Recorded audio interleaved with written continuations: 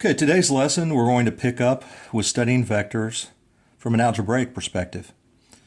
In our last lessons, we looked at how to use geometry to define vectors, to find resultant vectors, which was the sum of two vectors, and then to define that resultant vector as both the magnitude and the direction that was given by adding those two vectors together. Remember, vectors have both magnitude and direction. Today we're going to look at how we do that with algebra. The applications of these things are very important in navigation, which is why last week we had some problems dealing with navigation.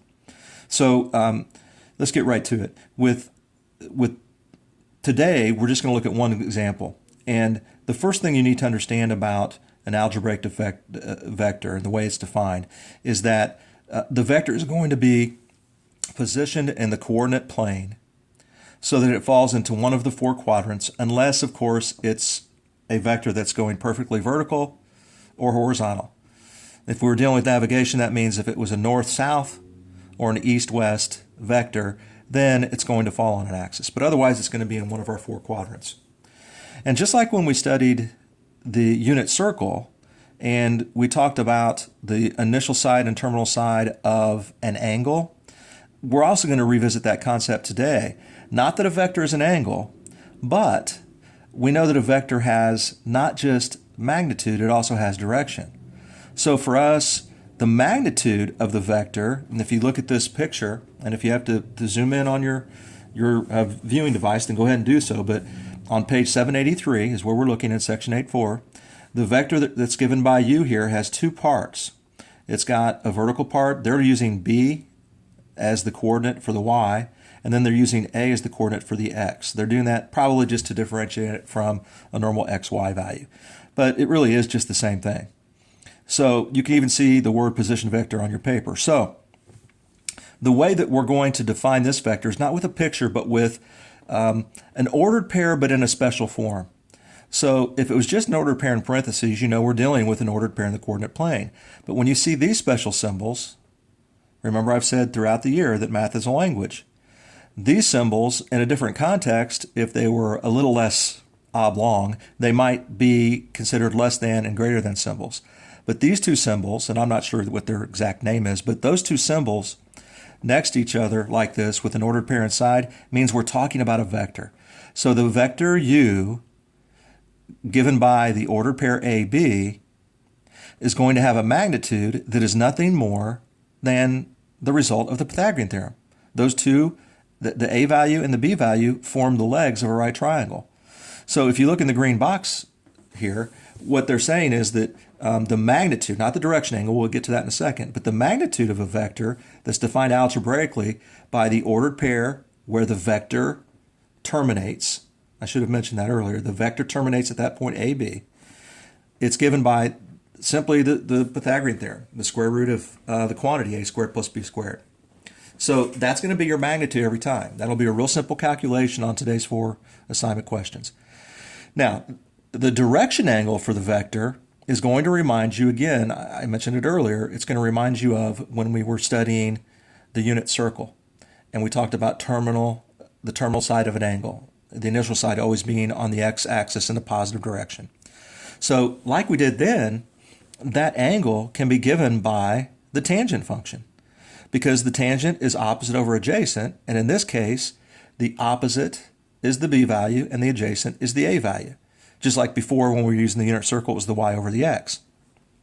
So to find the direction angle, you simply have to find the inverse tangent of whatever b over a is. Now there's an example in your book that you can look at the bottom. Let me caution you to avoid trying to use your graphing calculator.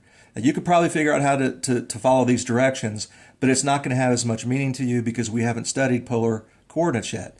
So as opposed to doing the graphing calculator method, work on the algebraic solution. And that's what I'm going to show you right now in a problem that's like that one, like example 1. So here it is. We're looking for the magnitude and the direction of a vector that is given by the coordinates -5, 4. So the magnitude part, easy. We're just going to say that the magnitude, remember those absolute value symbols don't mean absolute value anymore. They mean the magnitude, because we can't just say u, because if we didn't put these symbols around it, somebody might think that we're talking about just a length, and we're not. We're talking about a vector which has length and direction. So we put those symbols around it and say the square root of, it ends up being 25 plus 16, which is 41. The square root of 41 is simplified. You would need to simplify it if it could be, but since 41 is not a perfect square and it's a prime number, you're set. You're good to go. So we got the magnitude, that easy.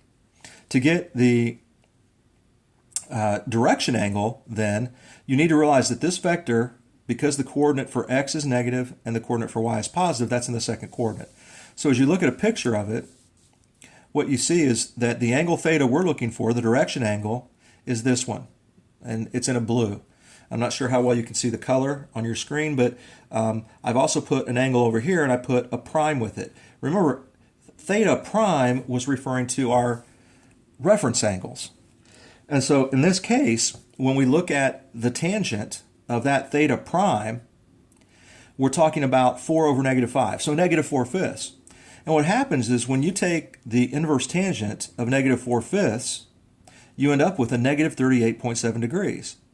So you might be wondering, well, why did you use theta prime instead of theta, Math Coach Nixon? We're supposed to be looking for theta. Well, it's because we have to find the reference angle first. And since we're in the second quadrant and the tangent is negative, we end up with this value. And that negative 38.7, remember, because it's the reference angle back to the x-axis, going straight down, like we talked about before. You don't go all the way back to the positive x-axis. When you're in the second quadrant, you come straight down to the negative x-axis. And so that negative 38.7 actually has to be added to 180. Or if you want to think of it as taking 38.7 degrees away from 180. So our final answer for the direction angle on our number 1 is 141 3/10 degrees. Another example that I'll work through fairly quickly, and these notes again are posted in NSBE. Find the magnitude and the direction angle for the vector u if it's defined by negative 5, negative 12 this time.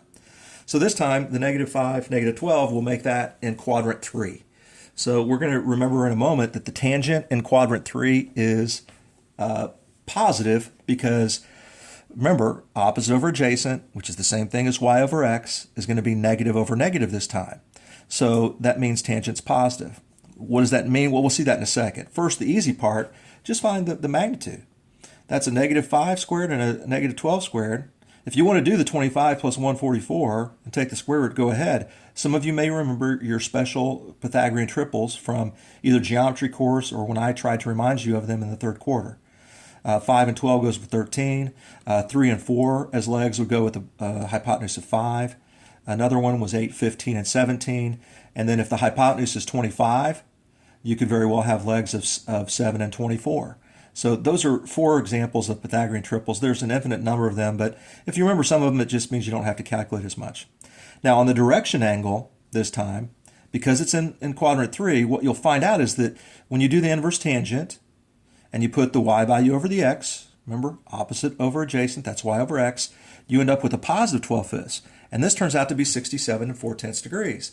Well, if you look back at the picture that we have up here of our example number 1 and think about 67 4/10 degrees, that particular angle is in the first quadrant. But our angle can't be in the first quadrant because it's negative negative. It's got to be in the third. So what we realize is that that's the reference angle. In other words, if you look at your picture, that reference angle would be the one formed as we come down here with the vector in the negative negative direction, negative 12 and then to the left and then negative 5 down, or excuse me, negative 5 to the left and then negative 12 down. You would have this angle. So what we have to do this time is we have to add to 180. So if it's quadrant 2, you're going to subtract. If it's quadrant 3, you're going to add. And you'll find out that if it's in quadrant 4, you're also going to subtract, but this time you'll subtract from 360. So final answer, magnitude 13. The direction angle is 247 4/10 degrees. So these 4 problems, 9 through 12, on page 789 is your assignment. And tomorrow we'll learn more about algebraic vectors by looking at the horizontal and vertical components and how we can take when we're given the actual vector magnitude and direction, how we can then find the ordered pair that defines the vector. I hope this has helped. If you have any questions, please message me in Edsby. Thank you.